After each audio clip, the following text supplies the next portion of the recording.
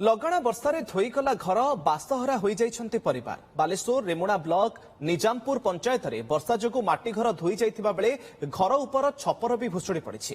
ପୁରା ପରିବାର ବାସହରା ହୋଇଯାଇଛନ୍ତି। ଭଙ୍ଗା ଘରେ ଗୃହପାଳିତ ପଶୁଙ୍କ ସହ ରହୁଛନ୍ତି। ଆଉ ଏଭଳି ପରିସ୍ଥିତିରେ ସରକାରୀ ସହାୟତାକୁ ଅପେକ୍ଷାରେ ରହିଛନ୍ତି ପୁରା ପରିବାର। ଏନେ ପରିବାର ଲୋକଙ୍କ ସହ ଅଧିକ ଆଲୋଚନା କରିଛନ୍ତି ବାଲେଶ୍ୱରରୁ ଆମ ପ୍ରତିନିଧି ଚନ୍ଦ୍ରକାନ୍ତ ଜେନା। ଲଘୁଚାପର ଲଗାଣ ବର୍ଷାରେ ଭାଙ୍ଗି ଯାଇଛି ଘର। ବାଲେଶ୍ୱର ରେମୁଣାର ହଳଦିଆ ଗ୍ରାମରେ ଅଛୁ ଏବଂ ଏଠି ଆପଣ ଦୃଶ୍ୟ ଦେଖୁଛନ୍ତି। ମୁଁ ଗୋଟିଏ ଘରେ ଅଛି ଏବଂ ଲଗାତାର ଯୋଉ ବର୍ଷା କିଛି ଦିନ ଧରି ଲାଗି ରହିଛି ଫଳରେ ଘରର ଅବସ୍ଥା ଆପଣ ଦେଖନ୍ତୁ। ଯୋଉ ମାଟି ଘରଟି ଥିଲା ଇଏ ବର୍ତ୍ତମାନ ସମ୍ପୂର୍ଣ୍ଣ ଭାବରେ ଉଜୁଡି ଯାଇଛି। ଗୋଟିଏ ପ୍ରକାର ବାସହରା ହେଇଯାଇଛନ୍ତି ପରିବାର। ପ୍ରତିକ୍ରିୟା ନେବା ପାଇଁ ଚେଷ୍ଟା କରିବୁ। ଇଏ ଯୋଉ ଆମେ ଦେଖୁଛୁ ଘର କେମିତି କଣ ଇଏ ଉଜୁଡିଲା ଏବଂ ଲଗାତାର ବର୍ଷା ଫଳରେ ପୁରା ଦୁଇଟି ଯାକ ଘର ଉଜୁଡି ଯାଇଛି। ରହୁଛନ୍ତି କେମିତି ବର୍ତ୍ତମାନ ଏମିତି କଷ୍ଟମଷ୍ଟ କରିକି ରହୁଛୁ। ଏହି ରଥଯାତ୍ରାରେ ଆଣନ୍ତୁ ସ୍ୱାଦ ଓ ସ୍ନେହର ସଙ୍ଗମ। ଫାର୍ମ ବି ସୋୟା ରୋଲର ପୌଷ୍ଟିକ ସ୍ୱାଦ ସହ ପାଳନ କରନ୍ତୁ ପ୍ରତ୍ୟେକ ଖୁସିର ମୁହୂର୍ତ୍ତ। ଏଇ ପିଣ୍ଡାରେ ଏମିତି ଖଟମଟ ପକେଇକି ରଖୁଛୁ। କେମିତି କଣ ଖିଆପିଆ କରୁଛନ୍ତି? ଖିଆପିଆ ଏମିତି ଚୁଲିର ରନ୍ଧା ବଢା କରିକି ପିଣ୍ଡାରେ ଖାଉଛୁ। କିଏ କିଏ ରହୁଛନ୍ତି ଘରେ ବର୍ତ୍ତମାନ? ମା, ମୁଁ, ମୋ ପୁଅ, ଭାଇ ଦୋକାନରେ ରୁହନ୍ତି, ବାବୁ ବାହାରେ ଅଛନ୍ତି। କେମିତି କଣ ହଠାତ୍ ଭାଙ୍ଗିଲା ଜାଣି ପାରିଲେନି? ଘରେ ଜାଣି ପାରିଲେନି, ଏମିତି ତ ବର୍ଷା ହଉଥିଲା। ତାପରେ ଦେଖିଲେ ଛେଳି ମେଳି ଯେତେବେଳେ ବୁଗାବୁଗି କଲେ ତାଙ୍କ ଉପରେ ପାଣି ମାଣି ପଡିଲା। ସେତେବେଳେ ଆମେ ବାହାରକୁ ଆସିଲା ବେଳକୁ ଗୋଟେ ପଟ ଆଗେ ଖସିଲା। ତାପରେ ଜିନିଷ ପତ୍ର ଆଣାଉଣି କରିଲା ବେଳକୁ ତାପରେ ପୁରା ଭୁଷୁଡି ପଡିଲା। ଆଉ କେହି ଆହତ ହୋଇନାହାନ୍ତି? ନା, ଆହତ ହୋଇନାହାନ୍ତି। ଛେଳି ଗୋଟେ ଆହତ ହେଇକି ତା ଗୋଡ ଛୋଟା ହୋଇଛି। ବର୍ତ୍ତମାନ କେମିତି ପରିସ୍ଥିତିରେ ରହୁଛନ୍ତି? ଏଇ ଘରେ ରହୁଛନ୍ତି ବର୍ତ୍ତମାନ। ଇଏ ତ ବଡ ଅସୁବିଧା ହଉଥିବ କାହିଁକି ନା ଲଗାତାର ବର୍ଷା ବି ଅସୁବିଧା ତ ହଉଛି।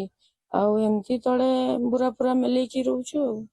ଇଏ ଦେଖେଇବି ଯୋଉଭଳି ଭାବରେ ତାଙ୍କର ବର୍ତ୍ତମାନ ସ୍ଥିତି ଏଇଭଳି ଭାବରେ ଯୋଉ ଭଙ୍ଗା ଘରେ ରହିଛି ଏବଂ ଆଉ ଟିକିଏ ଯୋଉଠି ବର୍ତ୍ତମାନ ଆଶ୍ରୟ ରହିଛି ସେଇ ସବୁ ସ୍ଥାନରେ ହିଁ ବର୍ତ୍ତମାନ ନିଜର ଆସବାବପତ୍ର ବା ଖାଦ୍ୟ ସାମଗ୍ରୀ ସବୁ ରଖି ଏଇଠାରେ ହିଁ ସେମାନେ ବସବାସ କରୁଛନ୍ତି ଏବଂ ରହୁଛନ୍ତି। ଅନ୍ୟ ପକ୍ଷରେ ଦେଖିବି ଅନ୍ୟ ଗୋଟିଏ କୋଠରୀ, ଯୋଉ କୋଠରୀ ବର୍ତ୍ତମାନ ଯିବା ମଧ୍ୟ ବିପଦଜନକ। ଯୋଉଭଳି ଭାବରେ ଇଏ ମଧ୍ୟ ଅଧା ଭୁଷୁଡିକି ରହିଛି ଏବଂ ଏଥିରୁ ମଧ୍ୟ ପୁରା ଲଗାତାର ଭାବରେ ବର୍ଷା ପାଣି ଗଳୁଛି। କାରଣ ଲଗାତାର ଯେତେବେଳେ ବର୍ଷା ହଉଛି ସେତେବେଳେ ଇଏ ଘରଟି ସମ୍ପୂର୍ଣ୍ଣ ଭାବରେ ଭୁଷୁଡି ଯାଇଛି। ଆହୁରି ପ୍ରତିକ୍ରିୟା ନବୁ। ଆଜ୍ଞା, କେମିତି କଣ ଆପଣଙ୍କର ଏଠି ବର୍ଷା ହେଲା ଏବଂ ବର୍ଷା ପରେ କଣ କେମିତି ସ୍ଥିତି? ବର୍ଷା ହବା ପରେ ସେ ଛୁଆ ମୁଁ ସବୁ ଏଇଠି ଥିଲେ ଏଇ ରୁମ ରେ।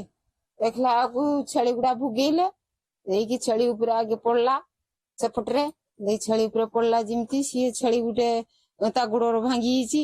ଆଉ ଆମେ ମା ଛୁଆ ଯେ ଥିଲେ ଧୁଡପୁଡିକି ଉଠିକି ଜିନିଷ ପାତି ବାହାର କଲେ। ଇଏ ବର୍ତ୍ତମାନ ରହୁଛନ୍ତି କେମିତି? ବର୍ତ୍ତମାନ ବି ତ ବର୍ଷା ହଉଛି, ୟା ଭିତରେ ରହିବା ତ କଷ୍ଟ। ଘର ଭିତରେ ଆଉ ରହୁନି ପରା। ବାହାର ପଟର ପିଣ୍ଡାରେ ରହୁଛେ। ଏଇ ଯୋଉ ପିଣ୍ଡା ବର୍ତ୍ତମାନ ଏଇଠି ଆଶ୍ରୟ ନେଇଛେ? ଏଇଠି ଆଶ୍ରୟ ନେଇଛେ। ଖଟ ପକେଇଛେ, ତା ତଳେ ବୁରା ମୁରା ପକେଇକି ବର୍ଷା ପାଣି କାନ୍ଥରୁ ଫେର ଝରୁଛୁ। ଭୟ ଲାଗୁଥିବ ଇଏ ବି ତ ହୁଏତ କେତେବେଳେ ଭୁଷୁଡି? ହଁ ଆଜ୍ଞା, ଭୁଷୁଡି ଯାଇପାରେ। ତା ବି କିଛି ଠିକ ନୁହେଁ। ଇଏ ଦେଖୁଛନ୍ତି ଯୋଉଭଳି ଭାବରେ ଇଏ ଘରର ବର୍ତ୍ତମାନ ସ୍ଥିତି ଏବଂ ଏମିତି ଆଶ୍ରୟ ନେଇଛନ୍ତି। ଅନ୍ୟ ପଟରେ ଯୋଉ ଗୃହପାଳିତ ତାଙ୍କର ପଶୁ ରହିଛନ୍ତି ସିଏ ମଧ୍ୟ ଏଇ ଛେଳି, ସେମାନେ ମଧ୍ୟ ବିପଦଜନକ ଭାବରେ ଆଶ୍ରୟ ନେଇଛନ୍ତି ଏଇ ଘରେ ଏବଂ ଏ ଘରଟି ସମ୍ପୂର୍ଣ୍ଣ ଭାବରେ ଗୋଟେ ପ୍ରକାର ଭୁଷୁଡି ଯାଇଛି ଏବଂ ଲଗାତାର କିଛି ଦିନ ଧରି ଏମାନେ ପରିବାର ପୁରା ଏଇଭଳି ଭାବରେ ଏଠାରେ ବସବାସ କରୁଛନ୍ତି।